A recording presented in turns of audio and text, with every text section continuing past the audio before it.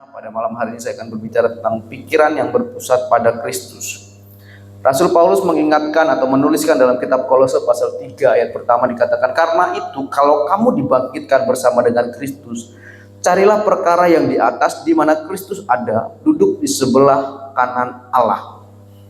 Ayat ini menunjukkan bahwa setiap orang percaya telah diselamatkan dan dipersatukan dengan Kristus dan harus memiliki cara berpikir, tujuan hidup dan gaya hidup yang berpusat kepada Kristus, bukan kepada yang lain ataupun kepada keinginan dunia. Nah, kebangkitan bersama dengan Kristus bukan hanya berbicara tentang kehidupan kekal di masa depan, Bapak Ibu Saudara, tetapi ini berbicara tentang kehidupan baru yang dikerjakan oleh Roh Kudus saat ini. Karena itu, orang-orang percaya dipanggil untuk meninggalkan kehidupan lama, hidup dalam kekudusan, terus-menerus mengejar kehendak Allah, serta memiliki pikiran yang berpusat pada Kristus. Nah, Kolose 3 ayat pertama mengajarkan bahwa kehidupan Kristen yang sejati dimulai dari identitas baru di dalam Kristus. Karena kita sudah dibangkitkan bersama dengan Kristus, artinya kita memiliki identitas yang baru di dalam Kristus. Nah, identitas yang baru di dalam Kristus ini harus kita wujudkan dengan kita berfokus atau memikirkan perkara-perkara yang di atas, yaitu tentang kehendak Tuhan, kerajaan Tuhan, dan kemuliaan Tuhan. Nah, saya mau katakan kepada kita yang ada di tempat ini, hari ini kita akan berbicara tentang pikiran yang berpusat kepada Kristus. Ingat Bapak Ibu yang diberkati oleh Tuhan, pikiran ini merupakan medan pertempuran bagi setiap kehidupan manusia. Segala sesuatu itu diolah di dalam pikiran kita. Baik buruknya tindakan kita itu ditentukan dari pikiran kita. Kalau pikiran kita negatif, pasti tindakan kita akan negatif. Karena itu perubahan hidup itu dimulai dari perubahan pikiran. Dalam Roma 12 ayat 2 dikatakan apa?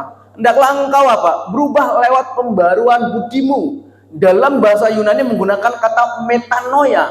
Nah, metanoia ini berbicara tentang pertobatan, dan pertobatan itu dimulai dari pembaharuan pikiran. Dari apa? Perubahan pikiran. Orang tidak akan bisa berubah, bertobat dengan tindakannya dia kalau dia tidak bisa berubah ataupun menang di dalam pikirannya. Kalau kita sudah bisa menguasai pikiran kita, akan sangat mudah sekali untuk kita bisa menguasai tindakan-tindakan kita. Karena semuanya itu dikuasai atau dikontrol di dalam pikiran kita. Perubahan hidup dimulai dari perubahan arah pikiran.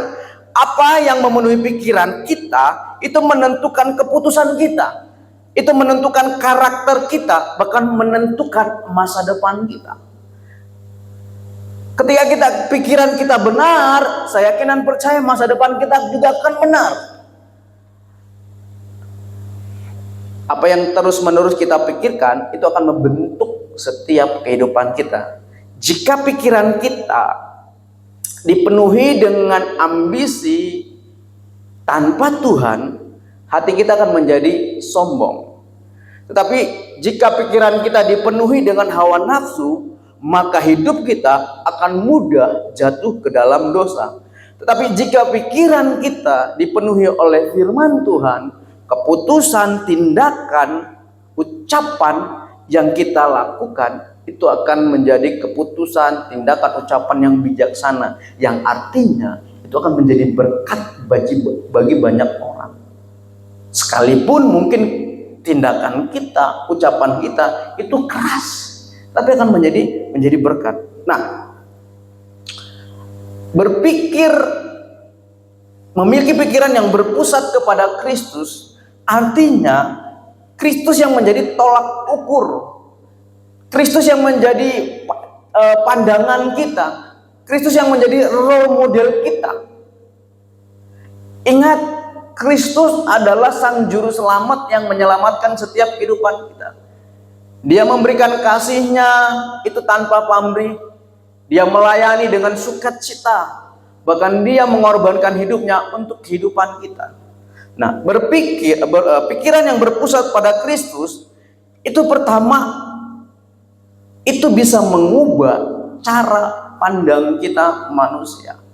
Ada banyak cara pandang kita melihat keadaan kita, melihat ujian, tantangan yang terjadi dalam kehidupan kita, itu dengan cara pandang yang salah.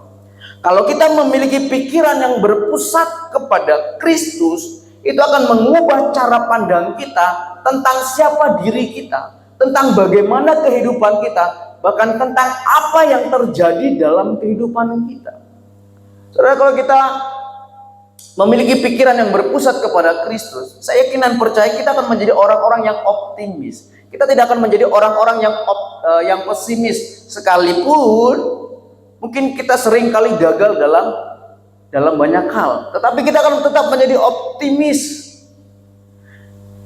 Dan ketika kita memiliki pikiran yang berpusat kepada Kristus, kita akan melihat sebuah masalah, sebuah persoalan itu tidak seperti yang dunia lihat. Kita tidak akan pernah kecewa, marah, sakit hati dengan hal-hal yang terjadi dalam kehidupan kita, apalagi dengan mempersalahkan Tuhan. Karena ada banyak hal yang akan Tuhan kerjakan dalam kehidupan kita. Dan pada dasarnya Tuhan mau semua kehidupan kita atau orang-orang percaya hidup itu di dalam prosesnya Tuhan.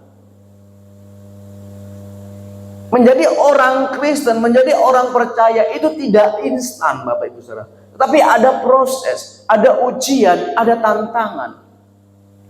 Ayub pernah berkata seperti ini, karena ia tahu jalan hidupku, seandainya ia menguji aku akan timbul seperti emas.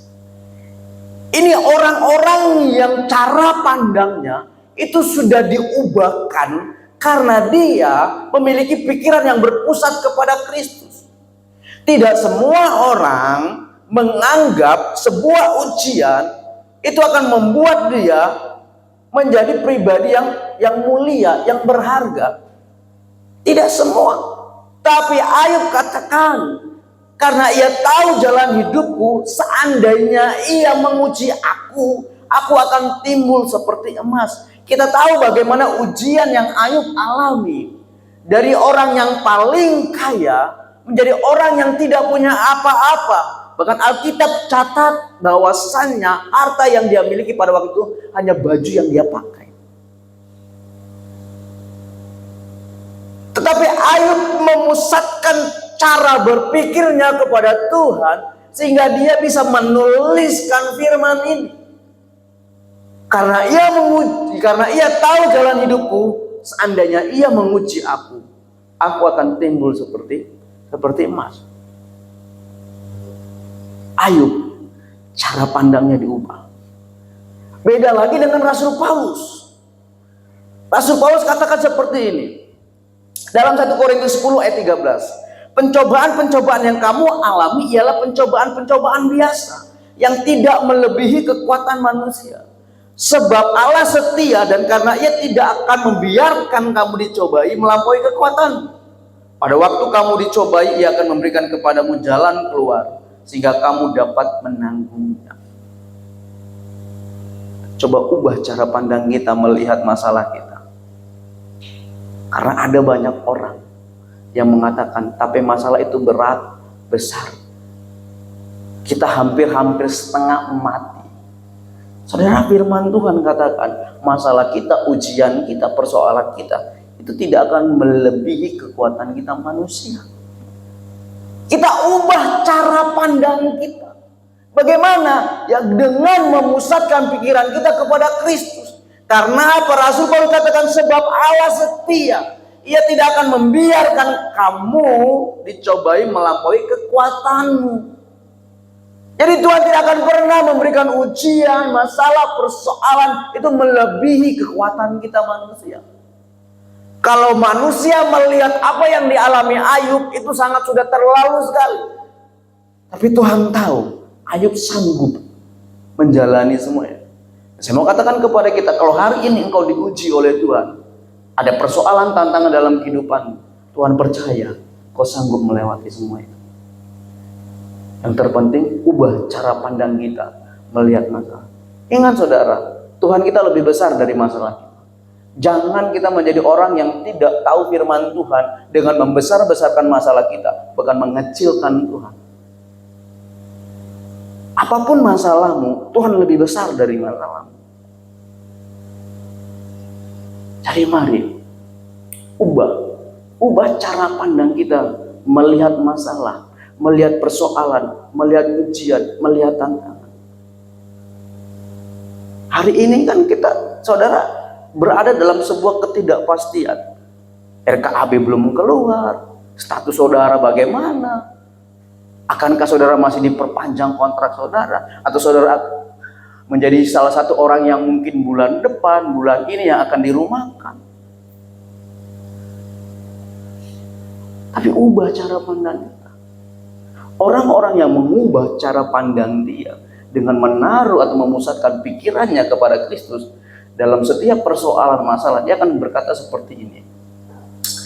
Roma 8 ayat 28. Kita tahu sekarang bahwa Allah turut bekerja dalam segala sesuatu untuk mendatangkan kebaikan bagi mereka yang mengasihi Dia, yaitu bagi mereka yang terpanggil sesuai dengan rencana Allah. Orang-orang yang mengubah cara pandang dia dengan persoalan masalah ujian, dia akan mengatakan dalam kehidupannya, sekalipun sulit, sekalipun sakit, tapi semuanya baik buat kehidupan dia. Itu orang yang sudah pikirannya berpusat pada Kristus. Bagaimana dengan kita? Bisakah kita mengatakan apa yang terjadi dalam kehidupan kita hari ini itu mendatangkan kebaikan? Atau kita menjadi orang-orang yang mulai mencari atau mulai mempersalahkan orang dengan keadaan kita, bahkan mulai mempersalahkan Tuhan? Saudara, ada begitu banyak orang percaya, orang Kristen tidak sampai pada tujuan akhirnya. Karena apa?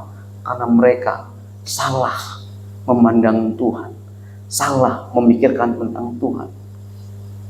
Ada banyak orang yang gagal sampai pada garis finish. Karena apa? Salah tentang Tuhan. Itu yang pertama. Mari kita ubah cara pandang kita dengan apa yang terjadi dalam kehidupan kita. Yang kedua, saudara, pikiran yang berpusat pada Kristus itu akan membentuk pribadi kita itu menjadi pribadi yang benar.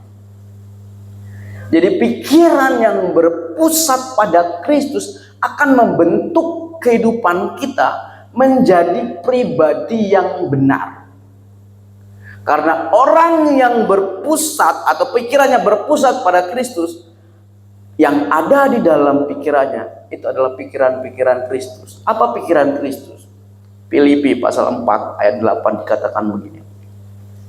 Jadi akhirnya saudara-saudara, semua yang benar, semua yang mulia, semua yang adil, semua yang suci, semua yang manis, semua yang sedap didengar, semua yang disebut kebajikan dan patut dipuji, pikirkanlah semuanya itu. Kita akan menjadi pribadi yang benar kalau pikiran kita itu dipenuhi dengan sesuatu yang benar. Pikiran kita dipenuhi dengan sesuatu yang mulia, sesuatu yang adil, sesuatu yang suci, sesuatu yang manis, sesuatu yang sedap didengar, dan sesuatu yang disebut dengan kebajikan. Itu akan menuntun kita kepada kepribadian yang benar. Karena hari-hari ini ada banyak orang yang merasa diri benar. Orang yang merasa diri benar, ketika dinyatakan kesalahannya, dia akan mencari kesalahan orang lain untuk membenarkan dirinya.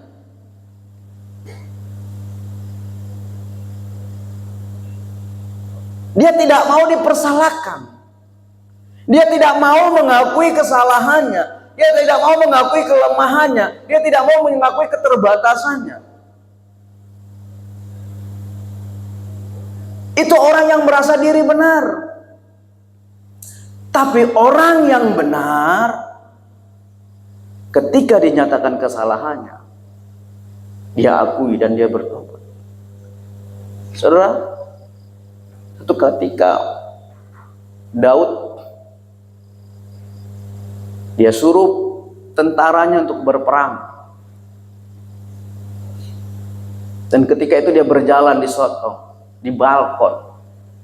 Dan pada waktu itu dia melihat ada seorang wanita yang sedang mandi. Dan Daud tertarik dengan wanita itu. Dia menginginkan wanita itu. Dan dia tanya, cari latar belakang wanita ini, siapa wanita ini? Dan dia dapat, ternyata wanita ini istri dari Uria, panglima perang. Dan di sini Daud mulai berpikir hal yang negatif. Dia suruh mereka berperang dan dia taruh Uria paling depan. Dan ketika berperang, Uria berperang, yang lainnya suruh mundur. Matilah Uria. Dia ambillah Batseba untuk menjadi istrinya. Dia sembunyikan dosa dia. Tapi Tuhan tidak bisa. Kita tidak bisa menyembunyikan dosa kita di hadapan Tuhan. Semua di hadapan Tuhan terbuka. Dan ketika itu Tuhan mengutus Nabi Nathan menyampaikan dosa kepada Daud. Dan pada waktu itu Daud tidak menyangkal, Daud tidak membantah, dan Daud mengakui dosanya di hadapan Tuhan. Daud minta ampun di hadapan Tuhan. Apa yang terjadi, saudara? Pengampunan diperoleh Daud. Dan anak dari Batseba yang notabene istri dari orang lain itu menjadi apa? Menjadi penerus, dia meneruskan kerajaan Israel. Karena ketika kita mengakui dosa kita di hadapan Tuhan, Tuhan akan pulihkan kehidupan kita. Jadi pikiran yang berpusat kepada Kristus itu akan membentuk kehidupan kita itu menjadi pribadi yang benar. Jadi kalau kita dinyatakan kesalahan kita, pelanggaran kita, kalau memang itu kita lakukan, tidak perlu membantah, saudara. Tidak perlu membantah, akui di hadapan Tuhan. Karena dalam 1 Yohanes 1 ayat 9, dosa yang diakui adalah dosa yang akan diampuni. Kalau kita menyatakan diri, tahu kita salah, tahu kita yang melakukan pelanggaran, jangan tutupi atau mencari kesalahan orang lain untuk membenarkan diri. Itu sudah. Jadi mari orang yang menaruh pikirannya berpusat kepada Kristus, itu akan membentuk hidupnya menjadi pribadi yang benar. Nah, pribadi yang benar itu pribadi yang seperti apa? Dalam masalah, dalam persoalan. Kalau kita buka dalam 1 Tesalonika 5 ayat 16 sampai dengan 22 dikatakan begini. Bersukacitalah senantiasa, tetaplah berdoa, mengucap syukurlah dalam segala hal, sebab itu yang dikehendaki Allah di dalam Kristus Yesus bagi kamu. Janganlah padamkan roh, dan janganlah anggap rendah nubuat-nubuat, ujilah segala sesuatu dan peganglah yang baik, jauhkanlah dirimu dari segala jenis kejahatan. Kita tidak akan bisa menjadi pribadi yang benar kalau masih ada hal yang jahat dalam kehidupan kita. Pribadi yang benar itu menjadi pribadi yang benar itu adalah orang-orang yang senantiasa bersuka cita. Pribadi yang benar itu adalah orang-orang yang tetap hidup dalam hubungan dengan Tuhan lewat doa. Pribadi yang benar itu selalu mengucap syukur di dalam segala hal. Sekalipun dalam kondisi tidak baik, sulit, dia tetap mengucap syukur. Bahkan pribadi yang benar itu tidak akan pernah padamkan rohnya dia, semangat dia. Dan pribadi yang benar itu tidak akan menganggap remeh nubuat atau orang lain. Dan pribadi yang benar itu selalu menguji segala sesuatu. Baru-baru saya melihat satu cuplikan sebuah video. Ini ada seorang hamba Tuhan. Hamba Tuhan dia sementara khotbah. Ini di Indonesia karena ada penerjemahnya orang Indonesia. Jadi ada seorang suami istri. Saudara, dia menubuatkan suami istri ini. Dalam sebuah nubuat tiba-tiba dia angkat teleponnya. Dia bilang dia dapat telepon dari surga. Saudara, sejak kapan surga punya telepon? Sejak kapan Tuhan punya nomor HP?